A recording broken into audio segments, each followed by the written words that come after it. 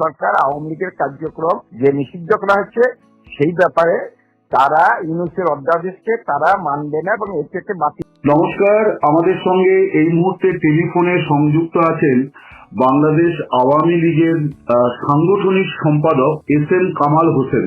আমরা আজকে তার সঙ্গে যে বিষয়টি নিয়ে আলোচনা করতে চাই সেটা হচ্ছে যে আওয়ামী লীগ তাদের একটা বড় দাবি ছিল ইউনূস সরকারের পদত্যাগ। তো যাই হোক, সেই সরকার পদত্যাগ না করলেও নির্বাচনের মধ্য দিয়ে ইউনূস সরকার বিদায় নিয়েছে। বাংলাদেশে এখন নতুন সরকার, নির্বাচিত সরকার, তারেক রহমান প্রধানমন্ত্রী। আমি যেটা বিষয়ে মিস্টার হোসেন আপনাকে দা ওয়ালে স্বাগত জানাই এবং আমার প্রথম প্রশ্ন এটাই যে আওয়ামী লীগের ভবিষ্যৎ কি বাংলাদেশে?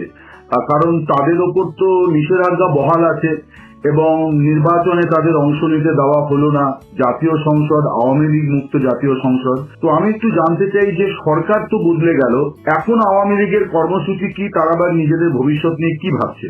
আপনাকে ধন্যবাদ। দেখেন, অবৈধভাবে অসাংবিধানিকভাবে ইউনূস ক্ষমতা দখল করে সে একটি অবৈধ সরকার ছিলেন, সে একটি ফ্যাসিস্ট সরকার ছিলেন, সে মব সন্ত্রাসের জনক ছিলেন, সে জঙ্গিদের জনক ছিলেন। সেই ইউনূস একটি অবৈধ অধ্যাদেশ দিয়েছেন। ইউনূস নিজে অবৈধ, অধ্যাদেশটা দিয়েছেন অবৈধ। তার প্রমাণ রাষ্ট্রপতির বক্তৃতার ভিত্তিতে প্রমাণিত যে রাষ্ট্রপতির অনুমতির সাপেক্ষে সে অধ্যাদেশ দিয়েছেন। আমি মনে করি আওয়ামী লীগের কার্যক্রম যে অস্থায়ীভাবে নিষিদ্ধ করেছেন এটা অবৈধ। আজকে যে সরকার ক্ষমতা এসেছে, নির্বাচনে যদিও জনগণ অংশগ্রহণ করেন নাই, তারপরে ধরে নিলাম এই সরকার নির্বাচিত সরকার। এই সরকার ইউনূসের অবৈধ অধ্যাদেশগুলোকে তারা কোন রকম আইন হিসেবে পাশ করাবেন না, কারণ ইউনূসের অপকর্মের দায় দায়িত্ব আমি মনে করি এই সরকার নেবে না। আমরা মনে করি এই কারণে আমরা অতীত ইউনূসের কোন অধ্যাদেশ আমরা মানিনি, ইউনূসের কোন নিষেধাজ্ঞা আমরা না মেনেই আমরা কর্মসূচি পালন করার চেষ্টা করেছি। আমরা আজও মনে করি যে এই অধ্যাদেশ এই সরকার দেয়নি এবং এই দায় দায়িত্ব এই সরকার নেবে না, কারণ আওয়ামী লীগ বাংলাদেশের স্বাধীনতা এবং বাংলাদেশে এক অভিন্ন। আওয়ামী লীগকে বাদ দিলে বাংলাদেশকে বাদ দেওয়া হয়। আমি মনে করি এই সরকার আওয়ামী লীগের কার্যক্রম যে নিষিদ্ধ করা হচ্ছে সেই ব্যাপারে তারা ইউনূসের অধ্যাদেশকে তারা মানবে না এবং এর থেকে বাতিল করবে। আচ্ছা, এটা আপনারা আশা করছেন আর কি, কিন্তু যতক্ষণ পর্যন্ত এই প্রত্যাহার কবে হবে তা তো কেউ জানে না। এমনিতে 12ই মার্চ জাতীয় সংসদের প্রথম অধিবেশন বসবে, ত্রয়োদশ জাতীয় সংসদের। তারপরে অধ্যাদেশগুলির ভবিষ্যৎ নির্ধারিত হবে।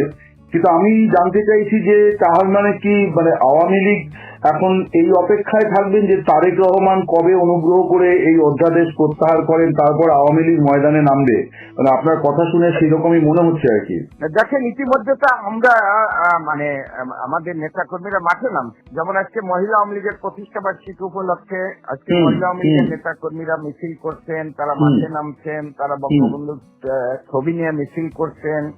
হ্যাঁ, এবং ইতিমধ্যে আপনি দেখেছেন, আপনি বলেছেন যে আমাদের প্রিয় নেত্রী বঙ্গবন্ধুর কন্যা, যিনি বাঙালির অনুভূতি, শক্তি, সাহস, প্রেরণা, শেখ হাসিনা, তিনি আমাদের কেন্দ্রীয় নেতাদের সাথে মিটিং করে আমাদের আগামী আমি এটা জানতে পেরেছিলাম যে উনি এরকম একটি বৈঠক করেছেন। আমি সেই খবরটা করেছি আর কি, যে উনি ওনার দলের ওয়ার্কিং কমিটির সঙ্গে বৈঠক করেছেন। হ্যাঁ, জানেন যে আপনি কর্মসূচি দিয়েছেন। সেই কর্মসূচি ঐতিহাসিক 7ই মার্চ, যেদিন ঐতিহাসিক সরোয়ার্দী উদ্যানে সর্বকালের সর্বশ্রেষ্ঠ বাঙালি জাতির জনক বঙ্গবন্ধু শেখ মুজিব মূলত সেদিনই স্বাধীনতার ঘোষণা করেছিলেন। এবারের সংগ্রাম মুক্তির সংগ্রাম, এবারের সংগ্রাম স্বাধীনতার সংগ্রাম। যে ভাষণকে জাতিসংঘের ইউনেস্কো আন্তর্জাতিক ভাবে স্বীকৃতি দিয়েছেন, বিশ্বের শ্রেষ্ঠ ভাষণের মধ্যে অন্যতম ভাষণ হিসাবে স্বীকৃতি, সেই দিন আমরা যথাযোগ্য মর্যাদার সাথে সারা দেশের মানুষ যাতে অসাম্প্রদায়িক চেতনার মানুষ যাতে পালন করে, আওয়ামী লীগের নেতাকর্মীরা বঙ্গবন্ধুর প্রতি শ্রদ্ধা জানাতে পারে, এই ব্যাপারে আমাদের দলের পক্ষ থেকে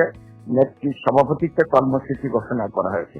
এবং 17ই মার্চ বঙ্গবন্ধুর জন্মবার্ষিকী, সর্বকালের সর্বশ্রেষ্ঠ বাঙালি জাতির জনক বঙ্গবন্ধুর জন্মবার্ষিকী, আমরা যথাযোগ্য মর্যাদার সাথে শ্রদ্ধার সাথে বঙ্গবন্ধুর জন্মবার্ষিকী পালন করব সারা বাংলাদেশে।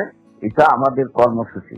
এবং 26শে মার্চ স্বাধীনতা দিবস, 26শে মার্চের প্রথম প্রহারে বঙ্গবন্ধু আনুষ্ঠানিকভাবে স্বাধীনতা ঘোষণা করেন। সেই দিন আমরা সবার স্মৃতিসৌধে আমরা শ্রদ্ধা জানানোর চেষ্টা করব। আমাদের যদি সমাবেশ, মিছিল, মিটিং করতে না দেয়, আমরা সারা বাংলাদেশে অনলাইনে আলোচনা সভা করব এবং সামাজিকভাবে আমরা এই কর্মসূচি তুলে ধরবো এবং আমরা চেষ্টা করব 7ই মার্চ বঙ্গবন্ধুর ঐতিহাসিক ভাষণ আমরা যাতে প্রচারিত হয় সেই ব্যাপারে আমরা চেষ্টা করব এবং আমরা অনুরোধ করব সরকারকে যে এই কর্মসূচি পালন করার ক্ষেত্রে সরকারের পক্ষ থেকে কোনো বাধা আসবে না, এটাই আমাদের প্রত্যাশা। না, আমি বলছি যে আপনাদের তো এই যে মানে প্রত্যাশার কথা বলছেন, এটা তো প্রত্যাশা, মানে আপনারা কি মানে এই ব্যাপারে কতটা আশাবাদী যে বা কেনই বা আপনারা আশাবাদী যে এই দিনগুলো পালন করতে দেওয়া হবে? এই দিনগুলো তো ধরেন 7ই মার্চ না হলে তো মুক্তিযুদ্ধ হতো না, আচ্ছা 26শে মার্চ না হলে তো মুক্তিযুদ্ধ হতো না। হুম, যারা মুক্তিযুদ্ধকে বিশ্বাস করে, যারা একাত্তরকে বিশ্বাস করে, যারা স্বাধীনতাকে বিশ্বাস করে, তারা তো এই দিনগুলো পালন করার ক্ষেত্রে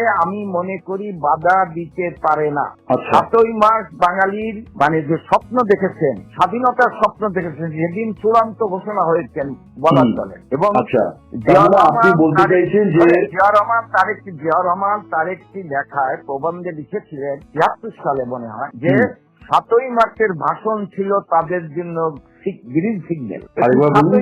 7ই মার্চের ভাষণ ছিল, হ্যাঁ, জাতির জন্য গ্রিন সিগন্যাল, আমাদের জন্য গ্রিন সিগন্যাল। আচ্ছা তিনি বিচিত্রতায় একটি প্রবন্ধ লিখেছিলেন জিয়া রহমান।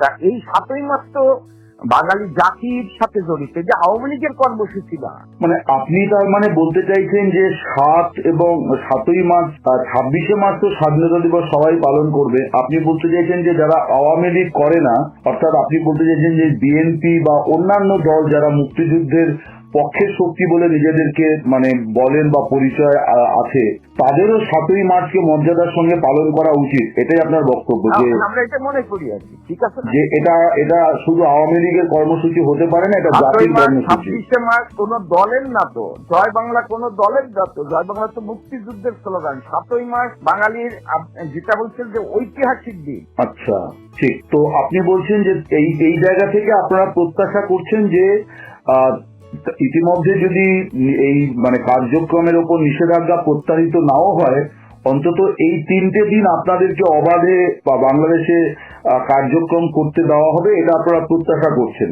আমার প্রশ্ন, বিএনপি ইউনুসের অধ্যাদেশ মানে, সকল অধ্যাদেশ মানে?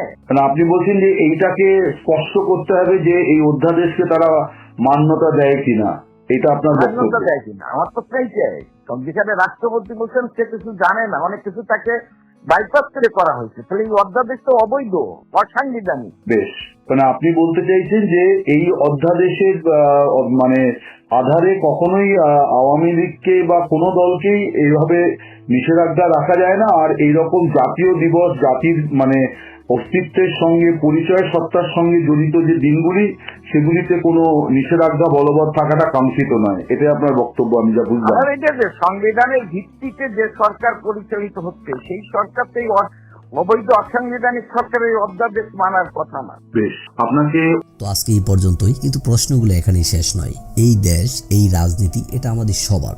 আপনি, আমি, আমরা সবাই মিলে গড়ে তুলব সচেতনতার একটা মঞ্চ। আপনার ভাবনা, আপনার চিন্তা এবং আপনার মতামত আমাদের দরকার। তাই কমেন্টে লিখে জানান এই মুহূর্তে আপনি কি ভাবছেন এবং আপনি কোন দিকে তাকাচ্ছেন। রিপাবলিক অ্যান্ড পলিটিক্স কেবল খবর বা বক্তব্যের জায়গা নয়, এটা একটা ভিন্ন মতের প্ল্যাটফর্ম। এখানে প্রশ্ন করার সাহস আছে, সত্যের পেছনে ছুটে চলার স্পর্ধা আছে। চ্যানেলটি ভালো লাগলে অবশ্যই সাবস্ক্রাইব করে পাশে থাকুন, কারণ একটা ক্লিকেই হতে পারে হাজারো অন্ধকার ভেদ করে আলো খোঁজা শুরু। ফিরছি পরের পর্বে আরও খোলামেলা বিশ্লেষণ নিয়ে। সে পর্যন্ত সবাই ভালো থাকুন, সুস্থ থাকুন। আল্লাহ হাফেজ।